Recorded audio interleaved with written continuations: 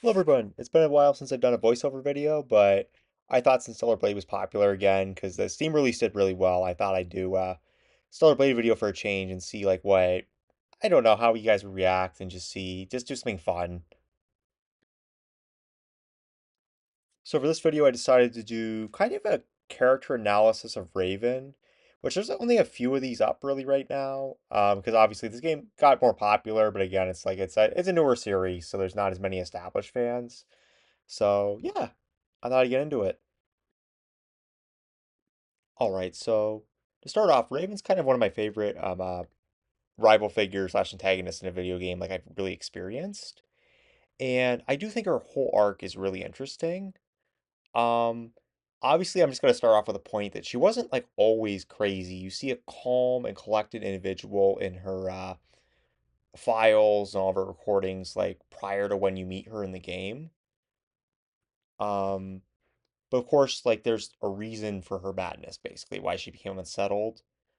She really, at first believed she was human and that she was fighting the Natibas to protect humanity. Like she was kind of like Eve, where that was kind of a big thing of the androids that they all believe they're human.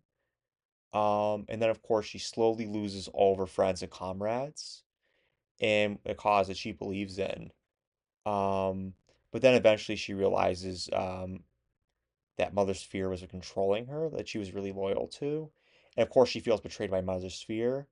And she also realizes she's not human around this time, which, of course, losing all the people she cares about, this puts her in a really unstable state.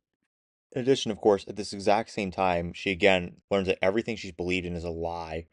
Her god, basically, which Mother Sphere, which of course the androids all believe was a god of humanity that represented them and protected them, was completely like fabricated and was just an AI that the original humanity lost control, which of course that would drive her insane.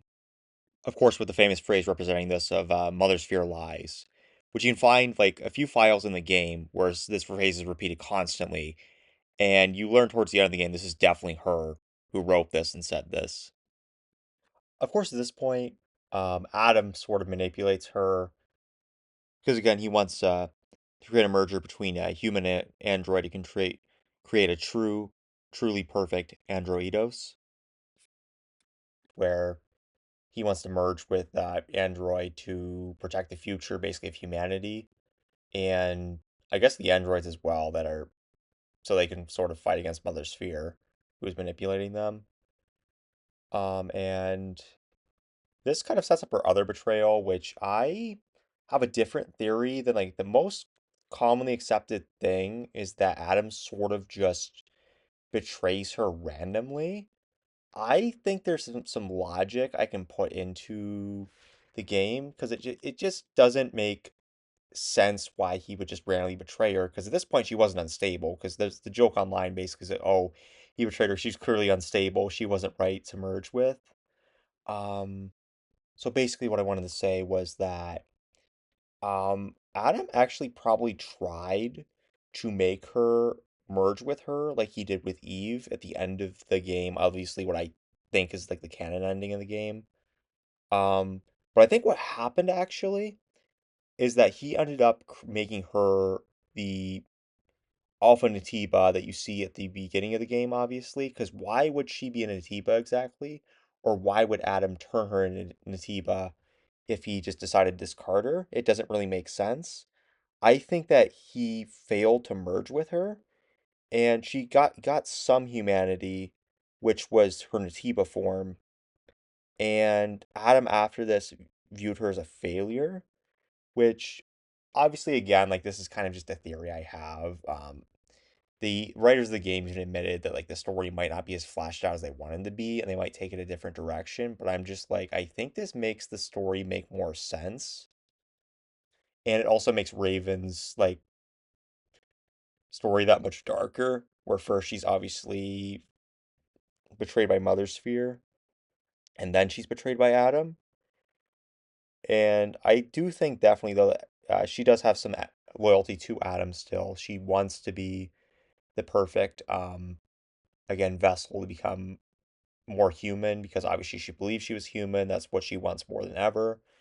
And also, she's one of the earlier androids as well, so she looks less human on the inside, like compared to like Taki and like Eve, where they're on the inside they look very human. Where like she, obviously, when you see her like her arms cut off, she looks very robotic deep down. Which again, I think she's really envious, and I think her character really has a lot of jealousy and a desire for revenge, of course. Because if you think about it, she really doesn't have anybody. Like, what is her reason to live exactly? Like, all of her friends are completely gone, and the only person really left is Adam, who betrayed her and really wants nothing to do with her. So, and this to me makes her kind of more of, like a really tragic character, like deep down, like she's not just evil for the sake of evil. She does evil things, but it's mostly because like what who is really here for her in the world, and she really has no connection, no purpose in life other than to get revenge on those who betrayed her and manipulated her. And oddly, I think the story of manipulation really ties well with two characters actually in fiction that I think on my channel, of course, everybody knows Virgil because most of you guys I think are here for more Devil May Cry stuff. Where I can see kind of the manipulation, kind of reminds me like Neo Angelo, obviously, where she's defeated or.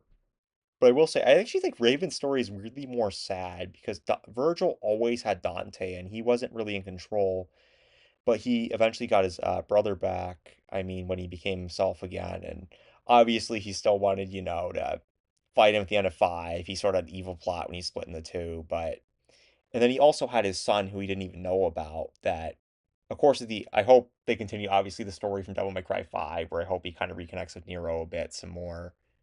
But like Virgil has people, and even Anakin, like when he becomes Vader, he still has Ahsoka and Obi-Wan, even though he's kind of abandoned them. Like, obviously, there's no real chance for recollection in his view. He still does have actual people that are there for him.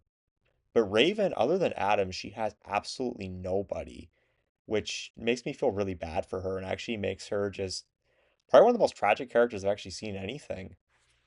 And to really wrap up the character comparison part of the video, a whole similarity between all three characters I mentioned is that they all have really corrupted form where it's like they're in kind of like a suit of armor. Like for example, like Vader, of course, in the black suit. Virgil is obviously like sort of the knight armor-ish, like Neil Angelo, and then Raven is the Alpha Natiba, where again you can't really see their face, and they lose like a portion of their humanity, which again is kind of a cool comparison that I never really thought of until making this video. And also, I have to say, I think that her final fight with Eve, I think is very similar to the Anakin versus Obi-Wan fight, where of course she's left basically for dead. Like she's incapacitated to the point where she can't even help herself, where it's like, it's just really interesting that they're both sort of just left by somebody who's, I'd say, a example of pure good with Obi-Wan and Eve, obviously. But yeah, she gets her arms cut off and sort of dismembered a bit, kind of like Anakin. At least she didn't have to burn painfully, so I'm happy because I'm a fan of her character. So at least she didn't get that hurt. I'm sure in the sequel, they'll figure out a way to get her arms back and she'll be a recurring character. Also, one of the main things that I think makes her story again very dark is that Adam most likely told her that there was a way to make her human and that all she wanted was her humanity. And the fact that it was, in my theory, was tried on her and made her the Alpha Natiba, and of course, this means that it failed in Adam's mind and her mind, made her really that much more unsettled and that much more upset. And obviously, the fact that Adam didn't seem like he wanted to try again to make her more human and merge with her made her even more just sad. I mean, she was told that there was a way to make her human after she found out she wasn't human, which gave her a sense of hope and a sense of loyalty to Adam. But this was taken away from her when it was actually tried, that it was like a lie, just like Mother Sphere lied to her. That in her, of course, in a way, Adam also lied to her too.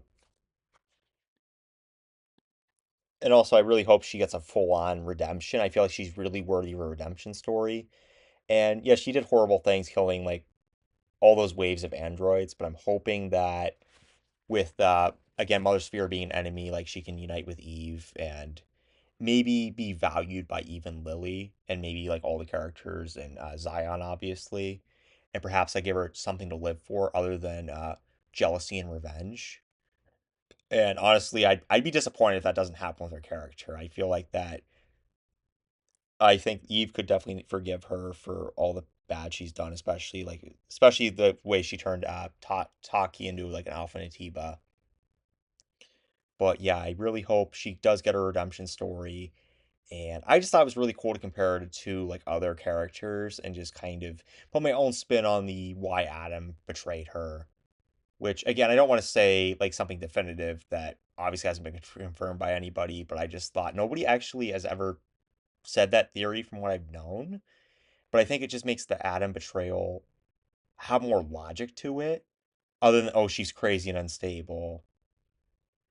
And really, I just all I have to say for now. I might add more to this video if this ends up being somewhat popular, and I might do like more character analysis. Like I really want to do a Dante one from Devil May Cry, because I love his character, especially the main timeline version. That's the one I'd more focus on. Which of course I really like the Madhouse series. I like Dante being like deep down he's kind of sad and depressed, but he has a sense of humor and he has a big heart. So I love that. I love his character so much. I think the next one of these videos I'm going to do is going to be on him. But yeah, that's all I have to say for today. I hope you enjoyed the video. Um, yeah, take care.